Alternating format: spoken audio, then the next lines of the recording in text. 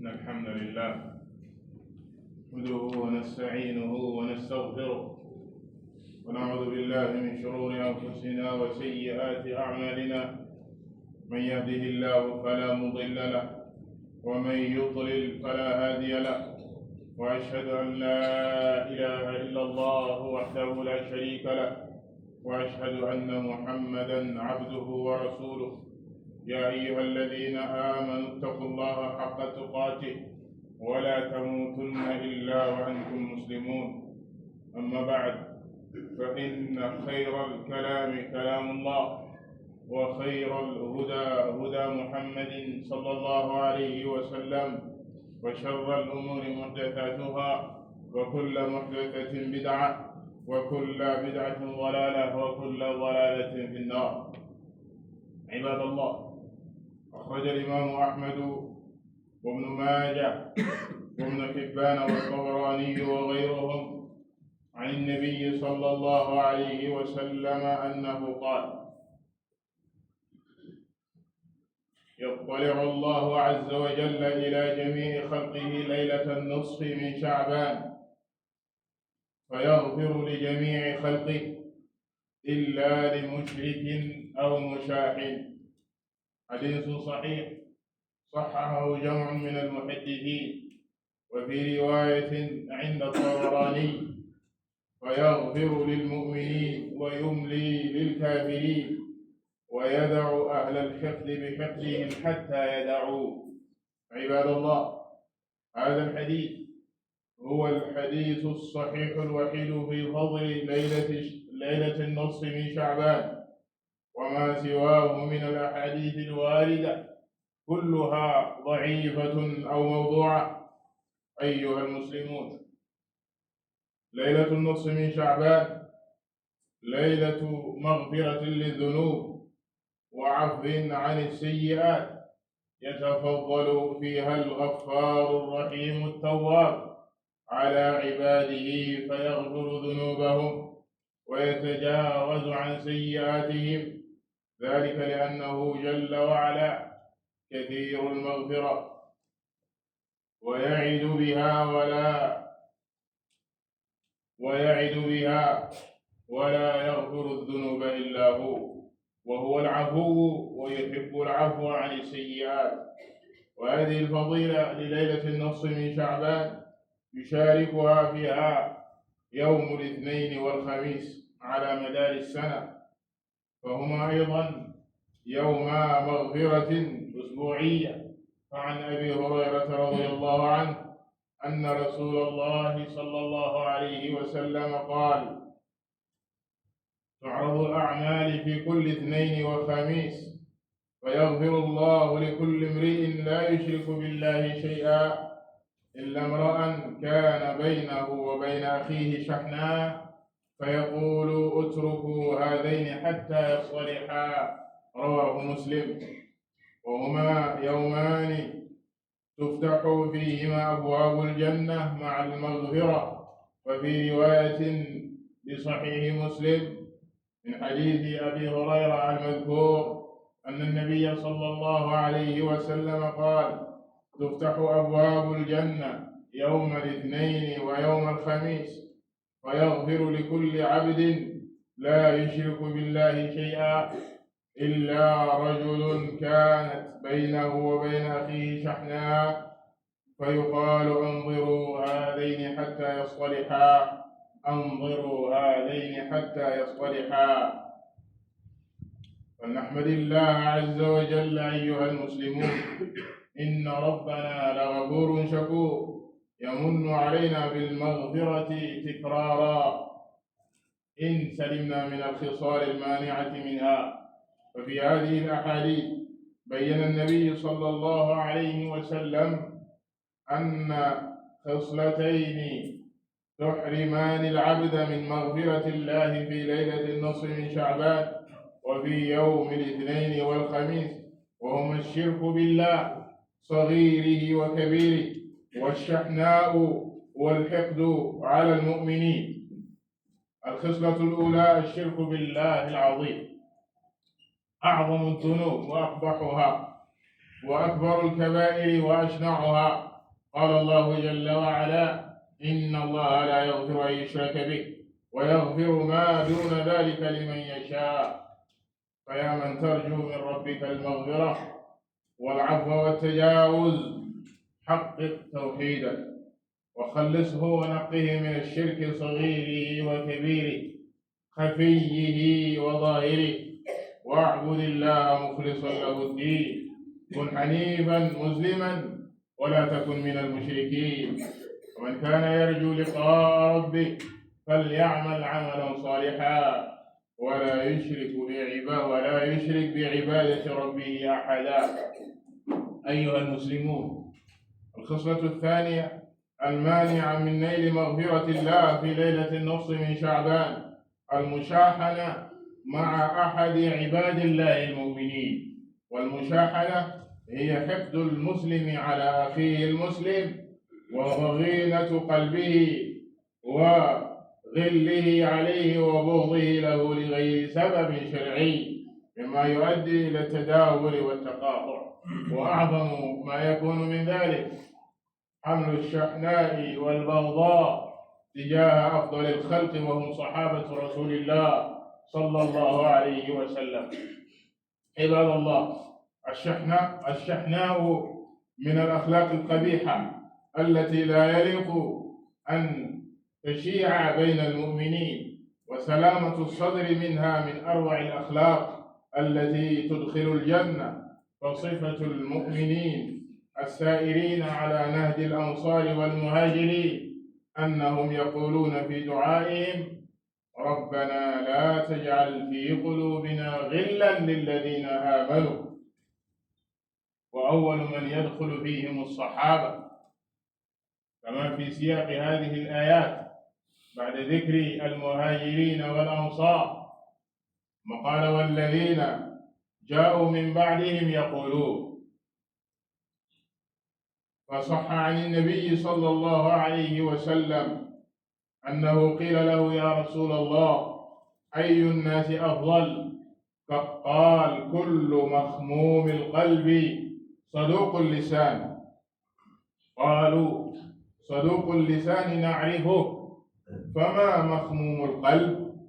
قال: هو التقي النقي لا إثم فيه ولا بغي ولا غل ولا حسد. في مسند الإمام أحمد أن النبي صلى الله عليه وسلم قال لأصحابه 3 مرات في 3 أيام: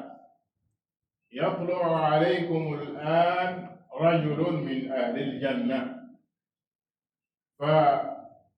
فطلع في المرات 3 الرجل نفسه، ولم يكن الرجل كثير صلاة ولا صيام، لكن كان لا يبيت ليلة وفي قلبه شيء على أحد من المسلمين، وهذا الذي أدخله الجنة. فسلامة قلبه من الغل والحقد هي التي بلغته هذه المنزلة. فهنيئا لأصحاب القلوب السليمة، فلهم النجاة يوم القيامة، يوم لا ينفع مال ولا بنون إلا من أتى الله بقلب سليم من الشرك والبدع والمعاصي، من الغل والحقد ونحوها. أيها المسلمون، الشيطان ينزغ بينكم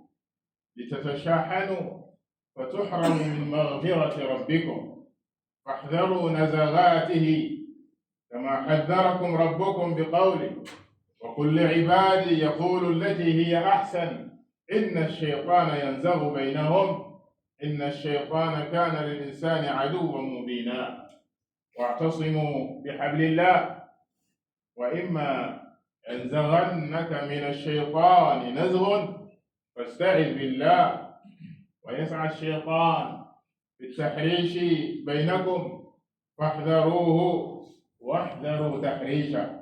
وفي صحيح مسلم أن النبي صلى الله عليه وسلم قال: إن الشيطان قد أيس أن يعبده المصلون في جزيرة العرب ولكن في التحريش بينهم. أقول ما تسمعون وأستغفر الله لي ولكم ولسائر المسلمين فاستغفروه إنه هو الغفور الرحيم.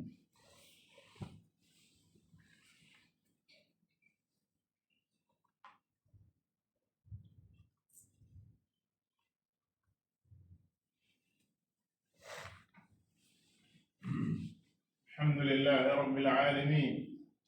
والعاقبة للمتقين ولا عدوان إلا على الظالمين، وصلى الله وسلم وبارك على عبده ورسوله الأمين محمد بن عبد الله وعلى آله وصحابته أجمعين. في جل جنوب سنت برم تبارك وتعالى لسيرنا عمل كن كن ورجاء مشدد كل ما ممرك ما يعجام لا سكوبالك كن بالن جام جن في جام لسيرنا ما يني النبي صلى الله عليه وآله وسلم مريجام لندم warantinul ñu topp ko yàlla jàmmi yàlla ki xéewalam ak barkeem yàgg wàcc ci kawam moom ci saabaam ak wasaram ak ña toppoon ci ginnaawam ci ak rafetal ba ila yawmi diin di dénk sunu bopp di leen dénk ragal borom bi tabaraka wa taala di seede ne kaddu yi gën a dëggu si kaddu may kaddu borom bi tabaraka wa taala di moom borom bi li mu wax ci téere bi loola rek di dëgg ba wax ji wuuteeg boo xam ay neen la waaye yoon wi gën a jub si yoon yi mooy yoon yonente bi sallallahu alayhi wa alihi wa sallam di fa mu jaaroon tànnoon ko jàngale ko muy diine lépp lu wuuteeg loola ak réer la te nee na li gën a bon ci mbir yi mooy yoo ñuy sos gannaawam di ko tuddee diine te moom yonente bi sallallahu alayhi wa alihi wa sallam indiwu ko jàngalewu ko looli la ñuy tuddee bidaa nee na sawara lay yóbbu boroom waliyadu billah. mbokki julit a'immatu as-sunna wal xadiis dañoo solo xadiis bu siiw boo xam ne ñu bari ci saxaaba yi nettali nañ ko jëlee ko ci Yonent bi sallallahu alayhi wa alihi wa sallam ci weer wi ñu toll muy baraxlu muy Sha'baan. Yonent bi sallallahu alayhi wa alihi wa sallam ne weer wi suy xaaj muy guddik xaaju Sha'baan mooy guddik fukki fan ak juróom borom bi tabaraka wa taala dafay sëpp ay mbindeefam ko defee mu jéggal mboolem ay jaam ñépp lay jéggal ci guddi googa ba mu des ñaar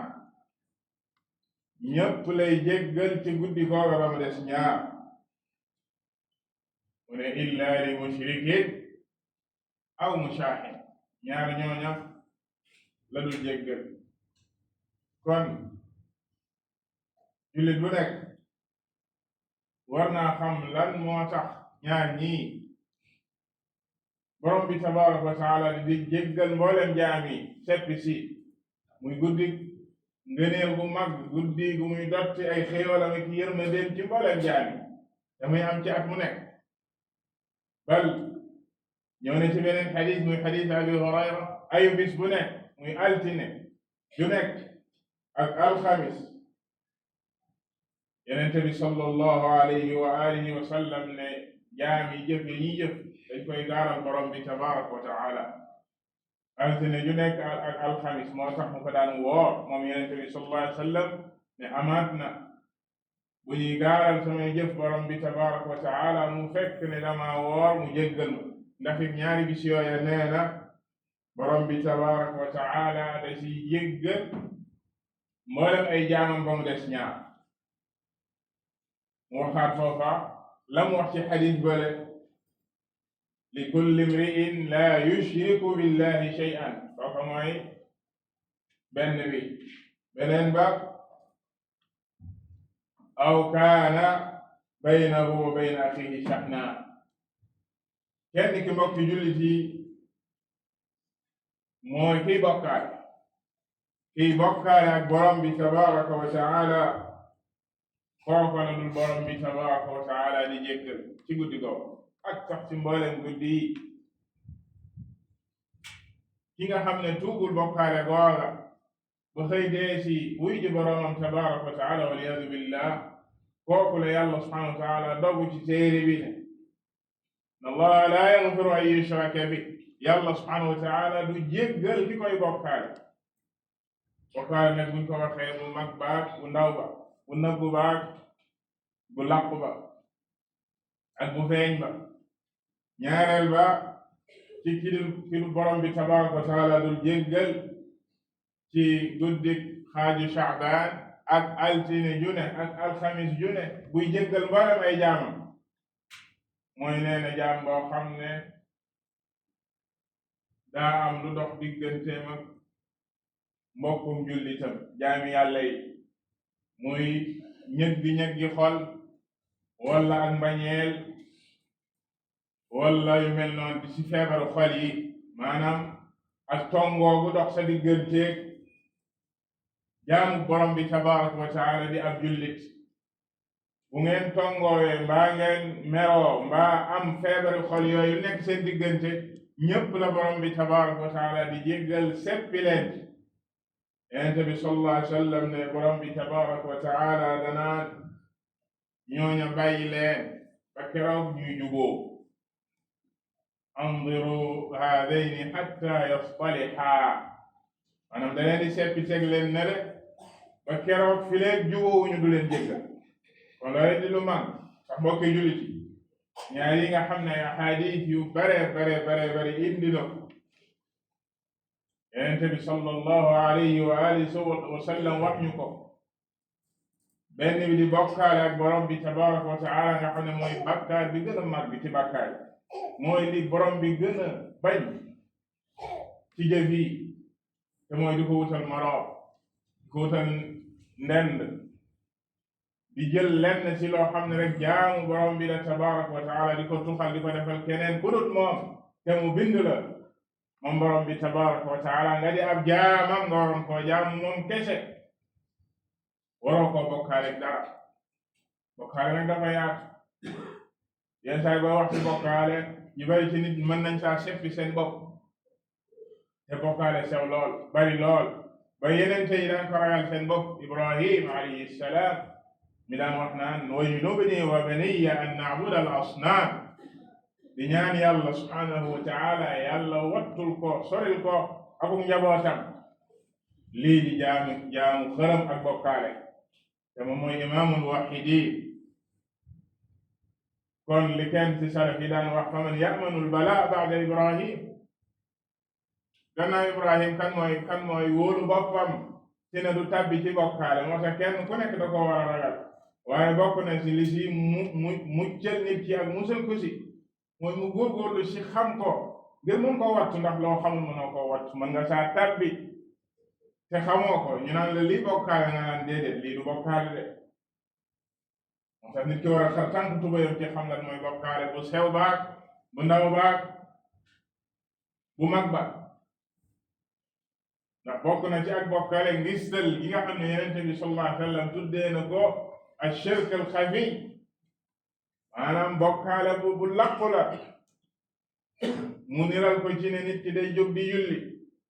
di defar ak julleem te dara taxul muy jullee noonu lu dul am na ku koy xool wala am na ku fa nekk kooka bu fa nekkul woon du jullee noona loolu bokkaale la mooy arriya. ku làmboo ak bokkaale ak gummanti doon doo bokk ci yàlla subhanahu wa taala di jéggal ci guddi xaaju Sha'ban wala altine ju nekk bu yàlla subhanahu wa taala di jéggal jaami mbaa alxamis bu nekk. ñaareel ba mbokki jullit yi mooy lii ñuy tuddee ash-shahna wal baghdha muy mbañeel ak coxor wala lépp loo xam ne feebaru xol la buy nekk ci xolub jullit jëm ci mbokkum jullitam day tee borom bi tabaraka wa taala jéggal. te fa muy gën a màggee nag mooy mbañeel googa bu jëmee ci ñi gën ci jaami yàlla yi tàmbale ko ci saxaaba yenente bi sallallahu alayhi wa alihi wa sallam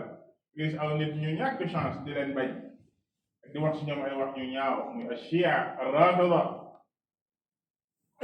xam ne borom bi tabaraka wa taala dafa waxoon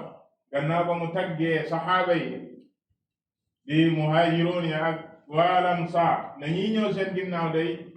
ñooy ñi nga xam ne saa su ne dañuy ñaan yal na leen yàlla jéggal ñoom nga xam ne ñoom jiitu woon di saxaaba yi waaye yow yàlla bul def suñu xol yi lenn luy ak mbañeel wala lenn rek loo xam ne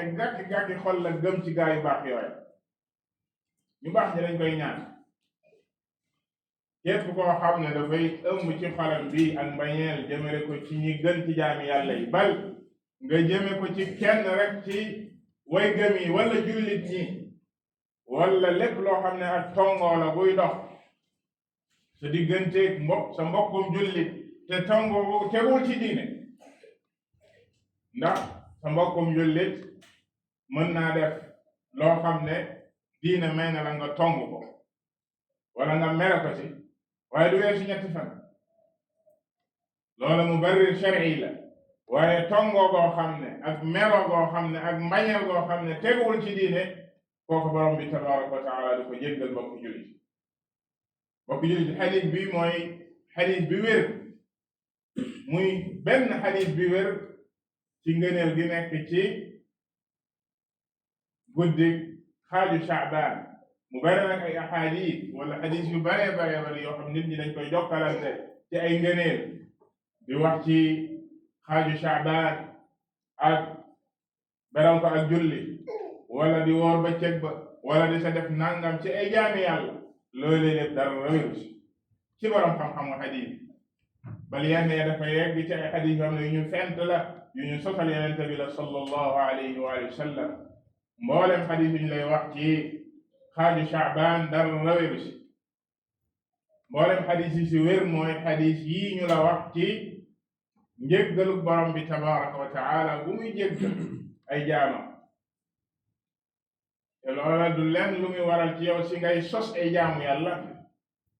ci naan ndax dama bëgg yàlla yërëm ma wala yàlla jéggal ma déedéet defal lañ la sant jaamool borom bi tabaraka wa taala nanga ka daan jaamu góorgóorlu ci jaamu yàlla yi sax bari na koor lu baax la ci Sha'ban waxoon nañ ko fii Yonent bi sallallahu alayhi wa alihi wa sallam lu ëpp ci Sha'ban daka daan woor alxamis ak altine comme dañ leen ko waxee léegi daka daan woor te buñ ko laajaan da daan wax na ci la ñuy gaaral jëf yi borom bi tabaraka wa taala ma am yaakaar ci borom bi tabaraka wa taala bu ñuy gaaral samay jëf ci moom mu jéggal ma kon nga góorgóorlu ci njàngam alquran tàggati sa bopp balaa weeru koor góorgóorlu ci koor tàggati sa bakkan balaa weeru koor góorgóorlu ci mboolem tudd yàlla yi ak jaamu yi ak saraxe yii sax bari na lool mënoo koo jeexal kon amoo temps dem di sos wala ñu lay sosal rabbana atina fi dunya xasana wa fil axirati xasana wa qina adaba annar allahuma salli ala muhammad wa ala ali muhammad kama sallayta ala ibrahim wa ala ibrahim innaka xamidun majid اللهم بارك على محمد وعلى آل محمد كما باركت على إبراهيم وعلى آل إبراهيم إنك حميد مجيد